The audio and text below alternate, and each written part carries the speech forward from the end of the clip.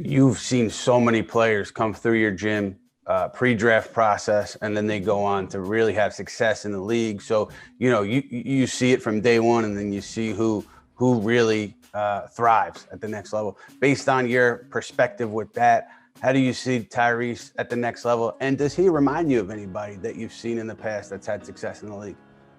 I think that the interest the teams that are coming in they always ask in the draft, right? Who does he remind you of? That's their biggest thing. Like, who does he remind you of? He's so unique, Ian. He's so unique. He's just like it's very difficult. He glides. He's very unorthodox in how he does things, but his game will translate for this reason is that he can be the number one guy or the number four guy on the roster. So if he goes to a Golden State, obviously they don't need a one or a two guy or a three guy. They need something different. He's unselfish. He's played games in our gym where he's won 5 in a row and scored 1 point. He's played games where he's won 5 in a row and scored 30 points, 30 baskets. So he can do either way. He's the king of the hockey assist. He knows where to put the ball. He's unselfish. I think that his 1-on-0 workouts that we've been doing for teams have been incredible. I mean, some of the teams comment and say, please miss one. He's just so active. His shooting is amazing. But that's not even his strength, the 1-on-0. The 1-on-0 is probably not his strength. It's when you watch him play. So he has an ability to run the point. He has an ability to play off the ball. He can stand in the corner and nail threes. He can be the guy to say, get Steph Curry the ball or get whoever. I'm not picking Golden State. I don't have any insight in anything there. But I'm just naming, pick your top scorer, right? You could say put him in and do that.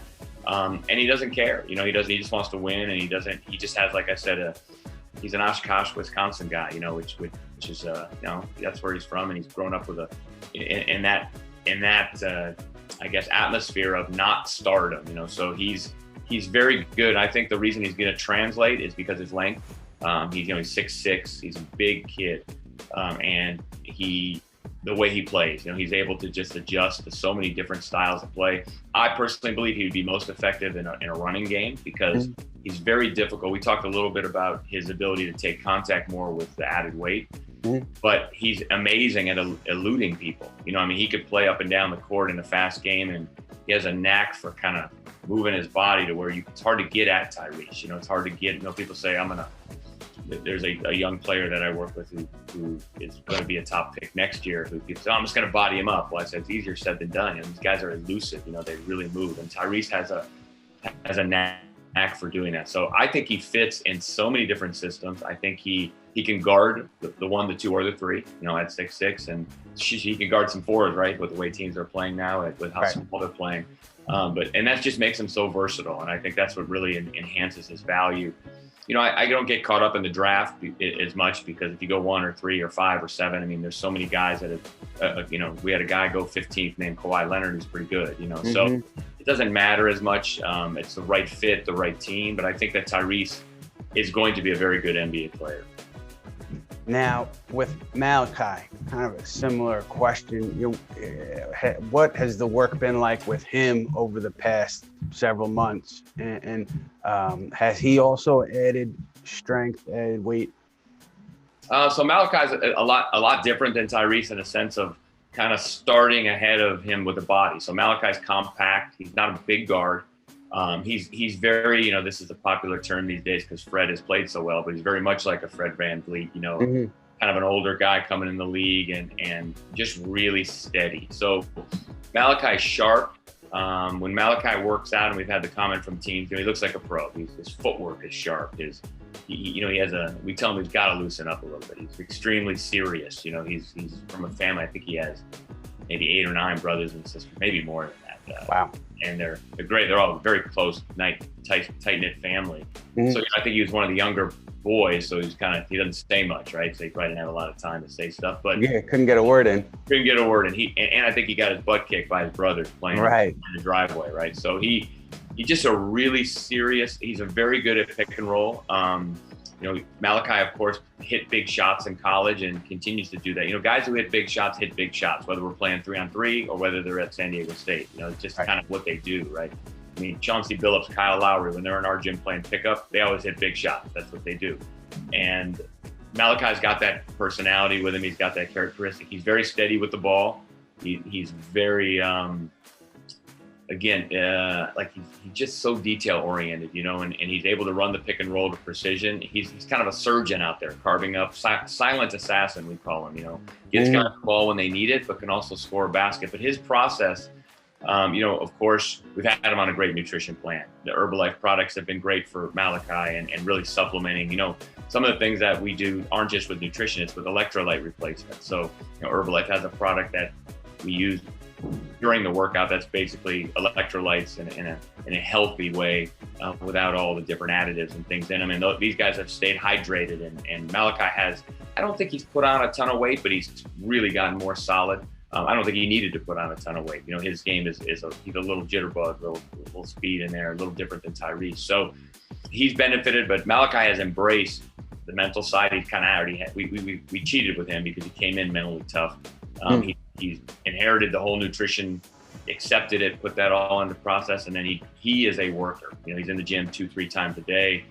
If Malachi works out at 10, he's in the gym at 8, getting up extra shots. He comes back in the afternoon to shoot after he's done with his workouts for the day. Really very goal driven. But I think also that the biggest thing with him, he's a good player, you know, and so much with this draft. How's his wingspan? How's his height? How's his vertical? You know, what did his shuttle run look like? And then at the end of the day, you just want to say, and after 23 or 4 drafts, I'll say, he's just good. You know what I mean? And you know, why is he good? He's just a good basketball player, you know, and that's something that I think the draft has proven. You know, you get guys drafted in the top 10 that were good workout guys, and I'm sure you have a list. Maybe, you know, especially in the New York area, there's a lot of guys that, you know, that just kind of came and went, and you're like, whatever happened to that guy? But, you know, they were very skilled. They had great bodies, whatever the reason were, they were selected high, but they just weren't as good at basketball players as the guys that have made it, you know. So you look at the Miami Heat team, and they got 2 guys in the finals starting. One of the guys, Kendrick Nunn, who's one of our guys from the draft, he, you know, and Duncan Robinson, he isn't our guy, but they weren't drafted, you know. So with Malachi, I think the same. I think he's going to be a very steady guard in the NBA because of the way he plays. Do you see any comparison? I know I'm sure teams have asked you because you mentioned it. Do you see any comparisons to a guy that's been in your gym in the past or that you've seen have success in the league when it comes to Malachi? I think Malachi, I mean, we had Fred VanVleet for the draft, you know, so I think that he's a very steady guy like Freddie. I think that, you know, we're going to go back in ancient history, and, you know, I remember Ty Lue when he was a rookie. He's probably a little faster than Malachi, but I think that he reminds me a lot of the way Ty plays. We've got a lot of good little guards that have just been steady like that. You know, even Kyle, you know, is a little bigger than Malachi, but Malachi has that Lowry kind of seriousness and approach and intensity to him. So, but I do think the Fred VanVleet comparison is really good for Malachi. He hits big shots. He can play the 1 or the 2 and make shots. And I think that, you know, that he'll grow further into that role for sure. You know, Kristaps Porzingis, I remember he had his pro day out there with you guys, and we got word that the Knicks were there. Remember anything about, you know, seeing Phil Jackson in the gym that day, and if he had any reaction to what Kristaps was doing? And obviously they go on to select him, but anything stand out in your mind from that day? Yeah, we're doing workouts, and so we were talking with a few teams the other day, what we call the greatest workout in history, because we were asking some of the front office people, you know, what is the workout that you've watched that stood out? And that particular workout was Porzingis, Miles Turner, Jarrell Martin, and Raheem Christmas, who, you know, 3 of them were first rounds, and then Raheem from Syracuse was right after that. So that workout was kind of, you know, the gym was packed, and here comes Phil Jackson kind of strolling or hobbling in, as they say, you know, with his knee and the whole thing. And I remember him just sitting, you know, we have like a bleachers on one side, and then in our old gym, we're in a new gym now, our bleachers on one side, and then there's kind of like a little area behind the basket that's a little mezzanine, and he just sat right there by himself, and everyone says, that Phil Jackson up there? You know, he just sat there. And honestly, Porzingis, you know, people say to me all the time, I want to do a pre-draft workout, you know, and film it like the Porzingis workout. And what's funny is I said, well, he didn't miss any shots. I mean, it was like Drago from Rocky, you know, like it's like somebody programmed as a video game. And I was like, this dude is not missing a shot. And he was just,